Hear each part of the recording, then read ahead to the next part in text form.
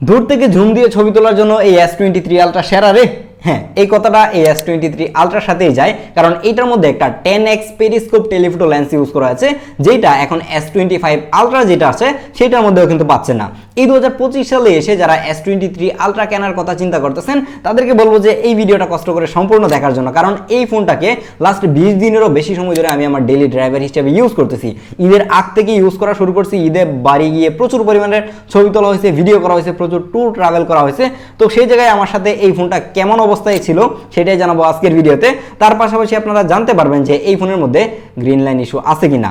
এখন S22 কিংবা S23 ultra, S24 ultra এই ফোনগুলো কিনতে গেলে সবাই চিন্তা করে যে গ্রিন লাইন পড়ে যাবে কিনা, কারণ এই ফোনগুলো দেখা যায় যে 2 বছর পুরাতন হলেই কিন্তু গ্রিন লাইনের ইস্যু শুরু হয়ে যায় এবং গণহারে গ্রিন লাইন পড়ে।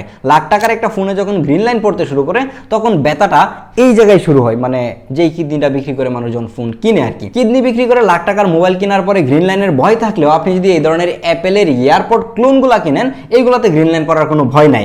এই ধরনের অ্যাপেলের এয়ারপড যেগুলো রয়েছে সেগুলো বাংলাদেশে প্রচুর পরিমাণের অ্যাভেলেবেল, কিন্তু দেখা যায় যে বেস্ট কোয়ালিটির এয়ারপডগুলো আপনারা খুঁজে পাচ্ছেন না। হ্যাঁ, এটা অরিজিনাল না, এটা একটা ক্লোন এয়ারপড। তো এই ধরনের অ্যাপেল এয়ারপড ক্লোন যারা খুঁজতেছিলেন বেস্ট কোয়ালিটির, এএনসি কাজ করতে হবে কিংবা অরিজিনালটার মধ্যে যে ফিচারগুলো রয়েছে প্রত্যেকটা ফিচার খুব ভালোভাবে কাজ করে, এরকম একটা এয়ারপডই হচ্ছে যে আমাদের কাছে রয়েছে। এটা আপনি চাইলে কিন্তু এখন ড্রপ আউট গ্যাজেট থেকে কালেক্ট করতে পারবেন। ড্রপ আউট গ্যাজেটে কিন্তু এটা আমার হাতে যেটা রয়েছে একদমই সেম টু সেম আপনি এটা পেয়ে যাবেন। এইটার ডিটেল আমি ভিডিও নিচে ডেসক্রিপশনে দিয়ে রাখবো। ড্রপ আউট গ্যাজেটের ফেসবুক পেজ এবং হোয়াটসঅ্যাপ নাম্বার, যাদের এই ধরনের এয়ারপড প্রয়োজন কিংবা TWS প্রয়োজন তারা চাইলে কিন্তু তাদের সাথে কন্ট্যাক্ট করতে পারেন। তাদের ব্যাপারে সকল কিছু ডিটেল ভিডিও নিচে দেওয়া রয়েছে। বাই দ্য ওয়ে, আরেকটা বিষয় বলে রাখি, সেটা হচ্ছে আপনি যদি এই ধরনের কোনো ইউজড অ্যান্ড্রয়েড ফোন কিংবা আইফোন কিনতে চান অথবা এই S23 আলট্রাটা কিনতে চান, তাহলে যোগাযোগ করতে পারেন গ্যাজেটম্যানের সাথে। গ্যাজেটম্যানের ফিজিক্যাল শপ রয়েছে যমুনা ফিউচার পার্কে। তাছাড়াও বাংলাদেশের যে কোনো জায়গা থেকে চাইলে কিন্তু আপনি কুরিয়ারের মাধ্যমে তাদের কাছ থেকে প্রোডাক্ট পারচেস করতে পারবেন। S22 আলট্রা থেকে শুরু করে S25 আলট্রা এখন পর্যন্ত ডিজাইনে খুব বেশি একটা চেঞ্জ আমরা দেখতে পারি না। ছোটখাটো কিছু চেঞ্জ আসে, যেরকম S22 আলট্রা থেকে যখন 3 আলট্রাতে আমরা আসি তখন আমরা যে চেঞ্জটা দেখতে পাই সেটা হচ্ছে যে ফ্রেমটাকে একটু ফ্ল্যাট করে দেওয়া হয়েছে এবং ডিসপ্লের কার্ভটাকে একটু কমিয়ে আনা হয়েছে। S23 আলট্রার যে ডিসপ্লেটা সেটা কিন্তু হালকা কার্ভ, এবং S24 আলট্রাতে গিয়ে সেই ডিসপ্লেটাকে টোটালি ফ্ল্যাট করে দেওয়া হয়েছে এবং ফ্রেমটাকে আরেকটু ফ্ল্যাট করা হয়েছে, বক্সি করা হয়েছে। কিন্তু S25 আলট্রাতে গিয়ে পুরো টোটাল ফোনটাকে একদমই বক্সি করে দেওয়া হয়েছে এবং ক্যামেরার মধ্যে কিছু লেন্স বসায় দেওয়া হয়েছে, যে লেন্সগুলা নকে চিমটি দিলে খুলে আসে। তো সেটা নিয়ে আমরা পরবর্তীতে কোনো একদিন S25 আলট্রার ভিডিওতে কথা বলবো। তো ডিজাইনে যেহেতু কোনো অবস্থাতেই কোনো চেঞ্জ নাই, যার কারণে কিন্তু ম্যাক্সিমাম মানুষজনই দেখা যায় যে ব্যাক সাইড থেকে দেখে বুঝে এটা S25 আলট্রা, কেউ হয়তো বা চিন্তা করে এটা S22 আলট্রা। তো ডিজাইনে চেঞ্জ না আসাটা সেটা একটা অ্যাডভান্টেজ বলতে পারেন, যে আসলে আপনি কোন মডেলটা ইউজ করতেছেন এক্স্যাক্টলি মানুষজন বুঝতে পারবে না। কিন্তু আমার কাছে পার্সোনালি স্যামসাংয়ের যে আলট্রা ফোনগুলো রয়েছে সেগুলো ভালোই লাগে। আপনাদের কাছে কেমন লাগে সেটা চাইলে একটু কমেন্ট করতে পারেন। এই ধরনের লাখ টাকার ফ্ল্যাগশিপ ফোনের বিল কোয়ালিটি নিয়ে কোনো অবস্থাতে কথা বলার সুযোগ নাই এবং আমার মনে হয় না যে কথা বলে সময় নষ্ট করা দরকার।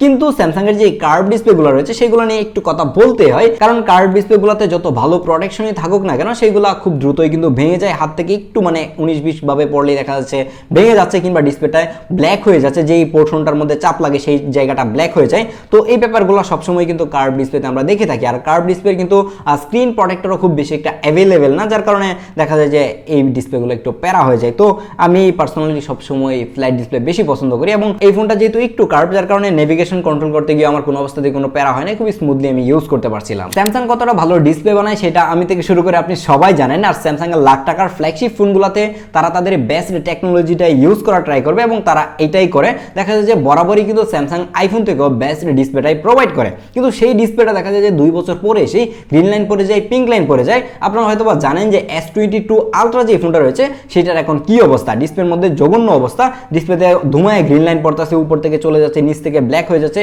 এই ধরনের প্রচুর পরিমাণের ইস্যু আমরা দেখতে পাচ্ছি। কিন্তু S23 আলট্রার মধ্যে এখন পর্যন্ত খুব বেশি একটা গ্রিন লাইনের ইস্যু কিন্তু আমরা দেখি নাই। হ্যাঁ, টুকটাক গ্রিন লাইন আছে, বাট ওইটা S22 আলট্রার মতো এত বেশি না, যার কারণে এখনো এই ফোনটাকে মানে সেফলি ইউজ করা যাচ্ছে।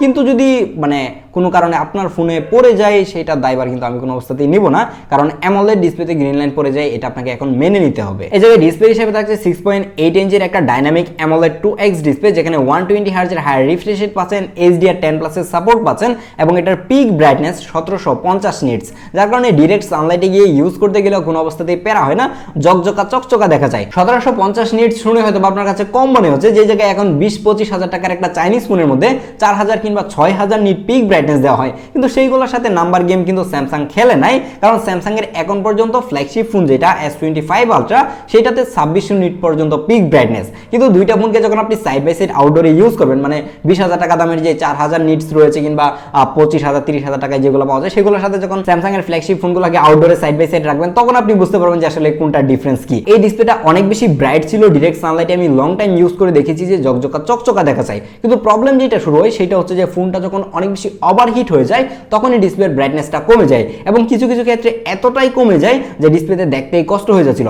হ্যাঁ, স্যামসাং এর উপর বরাবরই আমি এটা নিয়ে বিরক্ত, কারণ এই সেম হিটেই দেখা যাচ্ছিল যে আমি যদি আইফোন ইউজ করি, আইফোনটা ওভারহিটের কারণে কখনোই কিন্তু ডিসপ্লের ব্রাইটনেস কমে যাচ্ছে না, ডিসপ্লেতে খুব ভালোভাবে দেখা যাচ্ছে। কিন্তু এই S23 আলট্রাটাকে যখন আমি ঈদের সময় গ্রামে গিয়ে ব্যবহার করি, এই প্যারাটা আমি মোটামুটি ভালোভাবেই খাইছি। আর আপনারা হয়তো সবাই জানেন যে ঈদের সময় কোন লেভেলের গরম পড়ছে, আর এখনো কিন্তু অনেক বেশি গরম, যার কারণে আউটডোরে ইউজ করতে গেলে ফোন ওভারহিটের কারণে ব্রাইটনেস কমে যাচ্ছিল। তাছাড়া এই ডিসপ্লে নিয়ে আমি কোনো অবস্থাতেই কোনো কমপ্লেন এখন আর করতে পারছি না, কিন্তু আমার কাছে মনে হচ্ছে যে একটা ফ্ল্যাগশিপ লাখ টাকার ফোনের ডিসপ্লের বটম চিনটা আরেকটু ন্যারো হতে পারতো। হ্যাঁ, S23 আলট্রা নিয়ে আমি এই সময় এসে এই কমপ্লেন করতেছি, সেটা আসলেই যাচ্ছে না, কিন্তু এই ফোনটা আমি এর আগে কখনোই ব্যবহার করি নাই, যেহেতু এটাকে ব্যবহার করে আমার কাছে মনে হচ্ছিল এই ব্যাপারটা একটু আপনাদেরকে জানিয়ে রাখলাম। তাছাড়া এটা যেহেতু হালকা কার্ভ, যার কারণে কোনো অবস্থাতেই আমি মিসটাচ দেখি নাই। এর যে নেভিগেশনগুলো রয়েছে, মানে আমি সাইড থেকে নেভিগেশনগুলো ইউজ করে থাকি, তো সেগুলো খুব ইজিলি কাজ করতেছিল, কোনো অবস্থাতেই কোনো মিস করতেছিল না। আমি এর আগে যতগুলো কার্ভ ডিসপ্লেওয়ালা ফোন ইউজ করছি সেগুলোতে দেখা যায় যে ঠিকঠাকভাবে নেভিগেশন কাজ করতে চায় না, একটু প্যারা হয়, কিন্তু এটার মধ্যে এই ধরনের কোনো প্যারা আমি খাই নাই। দেন কথা বলা যাক এটার পারফরমেন্স নিয়ে। এটা যেহেতু একটা ফ্ল্যাগশিপ ফোন, এটার পারফরমেন্স টপ ফ্ল্যাগশিপ লেভেলেরই হবে। এটার মধ্যে 2023 সালের flagship SoC Snapdragon 8 Gen 2 SoC use করা হয়েছে এবং এটা স্টিল নাও খুবই ভালো পারফরমেন্স দিচ্ছে। এটা দিয়ে আমি গেমিং করেও দেখেছি যে এবং হেভি গেমগুলো খুবই ইজিলি খেলা যাচ্ছিল। PUBG এখনো 120 FPS এ স্মুথলি রান করতে পারে, কোনো অবস্থাতে কোনো ল্যাগ হ্যাং আমি দেখি নাই।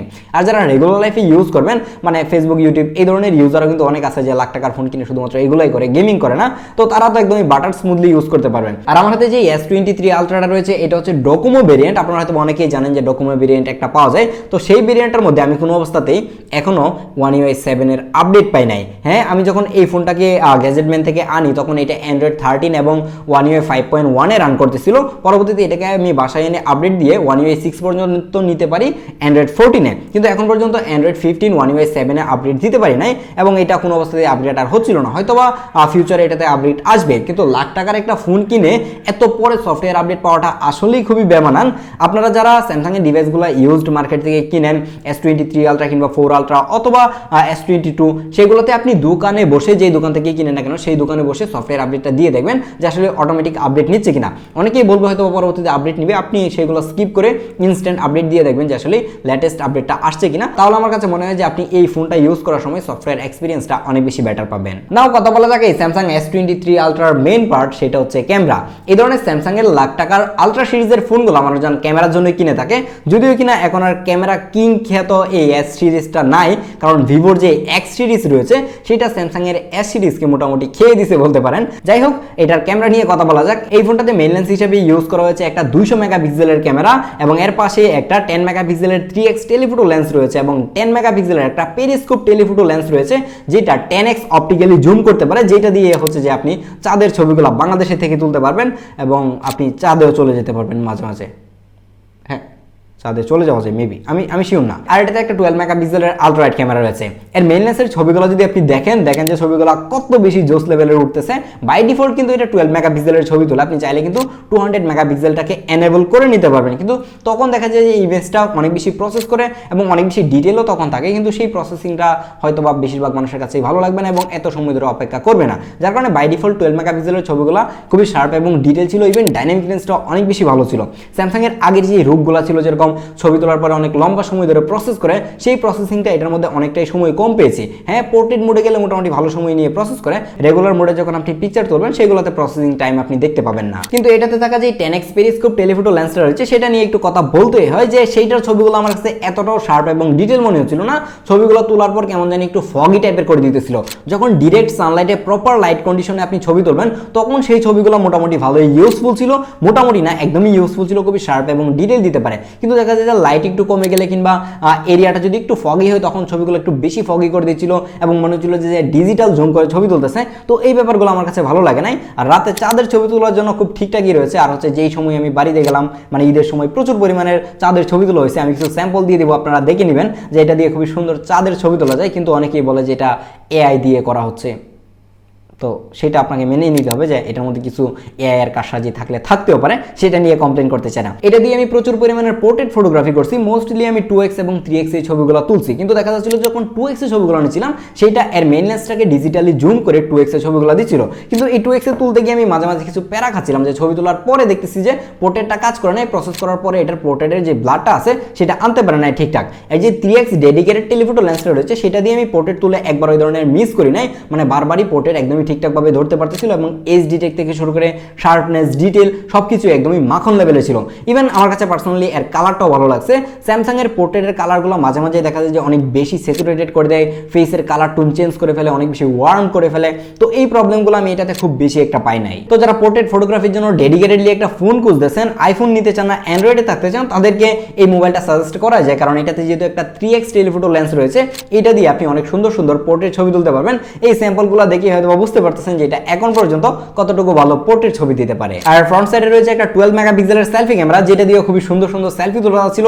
এইটার কালারটা আমার কাছে বেশি ভালো লাগে, কারণ রিয়ারে যে ক্যামেরাগুলো রয়েছে সেগুলো দিয়ে অনেক বেশি স্যাচুরেটেড ছবি দিচ্ছিল, কিন্তু এর ফ্রন্ট ক্যামেরা দিয়ে মোটামুটি ভালোই ন্যাচারাল ছবি পাচ্ছিলাম এবং আমার কাছে এটাই বেশি ভালো লাগতেছিল। ফেসের ডিটেলগুলো খুব ভালোভাবে রাখতে পারে। যখন পোর্ট্রেট মোডে ছবিগুলো তোলা যায় তখন স্লাইটলি দেখা যায় যে ফেসের ডিটেল একটু হারিয়ে যাচ্ছিল, একটু সফট করে দিচ্ছিল, কিন্তু ম্যাক্সিমাম টাইমে খুবই ভালো ছবি দিচ্ছিল। নাও কথা বলা যাক এটার ভিডিও নিয়ে। এটা দিয়ে আপনি সর্বোচ্চ 8K তে ভিডিও রেকর্ড করতে পারবেন। 8K তে ভিডিও রেকর্ড করার পরেও অনেকেই বলে থাকে যে অ্যান্ড্রয়েডের ভিডিও এখনো আইফোন লেভেলে যেতে পারে নাই। হ্যাঁ, এটা আমিও বিশ্বাস করি, কিন্তু এই মোবাইলটা দিয়ে যখন আমি পোর্ট্রেট মোডে ভিডিও করতেছিলাম তখন আমার মাঝে মাঝে মনে হচ্ছিল যে হয়তোবা অ্যান্ড্রয়েড আইফোন কেউ বিট করতে পারবে। আমার কাছে পার্সোনালি অ্যান্ড্রয়েডের পোর্ট্রেট ভিডিওটাই বেশি ভালো লাগে। সরি, অ্যান্ড্রয়েড বলতে আমি বোঝাচ্ছি যে মানে এই S23 আলট্রা ভিডিওটা আমার কাছে বেশি ভালো লাগছে। তো চলুন এটার একটা পোর্ট্রেট ভিডিও টেস্ট দেখিয়েছি, তাহলে বুঝতে পারবেন যে এই মোবাইলটা দিয়ে আসলে কতটুকু ভালো পোর্ট্রেট ভিডিও করতে পারবেন। এটা হচ্ছে স্যামসাং S23 আলট্রার পোর্ট্রেট ভিডিও। আর পোর্ট্রেটে আপনি 4K 30 fps এ সর্বোচ্চ ভিডিও রেকর্ড করতে পারবেন এবং এটা হচ্ছে এর মেইন লেন্সের ভিডিও। মেইন লেন্সে যদি 1x এ ভিডিও করেন তাহলে এরকম একটা ভিডিও পাবেন এবং আপনারা দেখেন যে এটার এজ ডিটেক্ট কতটুকু ভালো করতে পারে এবং ভিডিও শার্পনেস আমার কাছে পার্সোনালি বেশি ভালো লেগেছে। এই যে আইফোন 14টা রয়েছে এইটার এজ ডিটেক্ট আমার কাছে এতটাও ভালো লাগে না। ইভেন আইফোন 16 Pro Max যেটা রয়েছে সেটারও সিনেম্যাটিক মোডের ভিডিও আমার কাছে ভালো লাগে না। হ্যাঁ, ভিডিও অনেক বেশি স্মুথ আমি মানলাম, ভিডিও ডিটেল বেশি থাকে, কিন্তু আমার কাছে এজ ডিটেক্টটা পার্সোনালি আইফোনটা ভালো লাগে না, স্যামসাংটা বেশি ভালো লাগে। কারণ স্যামসাং দেখলাম যে অনেক বেশি শার্পলি হচ্ছে যে এজটাকে ডিটেক্ট করতে পারে। ইভেন আমি যদি একটু বেশি মুভ করি, আই থিঙ্ক এটা একটু বেশি আইডিয়া করতে পারি যে আমি অনেক জোরে মুভ করতেছি, তো মুভ করলেও দেখা যায় যে এজ ডিটেক্ট ভালোভাবে রাখতে পারে, কোনো অবস্থা যে ছেড়ে দেয় না। আইফোন মাঝে মাঝেই ছেড়ে দেয়, হ্যাঁ স্যামসাংও ছেড়ে দেয়, কোনো অনেক সময় দেখা যায় যে যদি মানে ডার্ক থাকে কিংবা সাবজেক্টের কালার একটু বেশি ডিফারেন্স হয় এরকম সময় ছেড়ে দেয়, আমি দেখলাম, কিন্তু ম্যাক্সিমাম টাইমে খুবই ভালোভাবে কিন্তু এজ ডিটেক্ট করতে পারে। তো আমরা এখন এর মেইন লেন্স থেকে 3x এর যে টেলিফটো লেন্সটা রয়েছে সেটার পোর্ট্রেট ভিডিও দেখবো। এটা হচ্ছে 3x এর পোর্ট্রেট ভিডিও। 3x এর পোর্ট্রেট ভিডিও করার সময় আপনাকে মিনিমাম হচ্ছে আপনার ফোন থেকে 10 ফিট কিংবা 12 ফিট দূরে চলে যেতে হবে এবং এত দূর থেকে অডিও কতটুকু ভালো পাওয়া যায় সেটাও আই থিঙ্ক একটা আইডিয়া করতে পারবেন। আমি অনেক দূর থেকে কথা বলতেছি এবং এটার অডিও কিন্তু এই S23 দিয়ে রেকর্ড হচ্ছে। ফাইনালি কথা বলা যাক এটার ব্যাটারি ব্যাকআপ নিয়ে। এই ধরনের আলট্রা সিরিজের যে বড় সড়ো বাল্কি ফোনগুলো রয়েছে সেগুলোর ব্যাটারি ব্যাকআপ বরাবরই অনেক ভালো দেয়, কিন্তু এই S23 আলট্রার ব্যাটারি ব্যাকআপ নিয়ে আমি মোটামুটি হতাশ বলতে পারেন। এই ফোনটা দিয়ে আমি এত লম্বা সময় ধরে ব্যাটারি ব্যাকআপ পাই নাই। এর দুইটা রিজন হতে পারে। সেটা হচ্ছে যে আমি যেই টাইমে ইউজ করতেছিলাম ফোনটা সেই টাইমে প্রচুর পরিমাণের গরম ছিল, মোটামুটি 40 ডিগ্রির মতো তাপমাত্রা ছিল। আপনারা নিজেরাও জানেন যে কোন লেভেলের গরম বাংলাদেশে পড়ছিল। তো সেই সময়টাতে আমি ইউজ করছিলাম, যার কারণে ওভারহিট হচ্ছিল অনেক বেশি এবং তার পাশাপাশি এই মোবাইলটার মধ্যে আমি maximum time mobile data use করছি, যার কারণে বেশি একটা স্ক্রিন অন টাইম আমি পাই নাই। এটা থেকে অ্যারাউন্ড 6 ঘন্টার মতো আমি স্ক্রিন অন টাইম পাচ্ছিলাম, যেটা একটা আলট্রা ফোন মানে স্যামসাং এর আলট্রা ফোন হিসেবে অনেক বেশি কম দিচ্ছিল। আর আপনারা এই ব্যাপারটাও জানেন যে স্যামসাং এর যখন 2-3টা মডেল চলে আসে তারপরে যে ফোনগুলো রয়েছে সেগুলোর ব্যাটারি ব্যাকআপ তারা নিজে থেকেই কিন্তু কমিয়ে দেয়। তো এমন কিছু কাহিনী হইলে হইতেও পারে, কিন্তু এটা থেকে আমি খুব বেশি একটা ব্যাটারি ব্যাকআপ পাই নাই। এই ফোনটা যেটা রয়েছে আমার হাতে, যে মোবাইলটা রয়েছে, এটা খুবই ফ্রেশ, মোটামুটি ভালোই নতুনের মতো দেখতে। তো এইটা থেকে আমি একটু বেশি ব্যাটারি ব্যাকআপ আশা করছিলাম। তো এখন ফাইনালি কথা হচ্ছে যে 2025 সালে এসে আসলে আপনারা এই S23 আলট্রাটা কিনবেন কিনা। আমি বলবো যে যাদের বাজেট 60 থেকে 65 কিংবা 70 হাজার টাকার ভিতরে তারা একটা অ্যান্ড্রয়েড ফোন নিতে চান, বেস্ট ক্যামেরা দরকার, পারফরমেন্স বেস্ট দরকার, তার উপর হচ্ছে ভালো ব্যাটারি ব্যাকআপ দরকার, তাদেরকে আমি এই ফোনটা সাজেস্ট করতে পারি। কিংবা যারা স্পেশালি শুধুমাত্র গেমার রয়েছেন, গেম খেলেন, তাদেরকে আমি এটা সাজেস্ট করবো না। স্পেশালি যারা ক্যামেরা কিংবা ফটোগ্রাফি নিয়ে কাজ করতে চান তাদেরকে এটা সাজেস্ট করা যায়, কারণ গেমারদের জন্য এর থেকে ভালো পারফরমেন্সওয়ালা ফোন কিন্তু 50,000 টাকার নিচে নতুন পাওয়া যায়। তো সেটা আপনারা নিজেরাও জানেন। তো দেখা হচ্ছে পরবর্তী ভিডিওতে। পরবর্তীতে কী নিয়ে ভিডিও দেখতে চান চাইলে কমেন্ট করতে পারেন। আল্লাহ হাফেজ।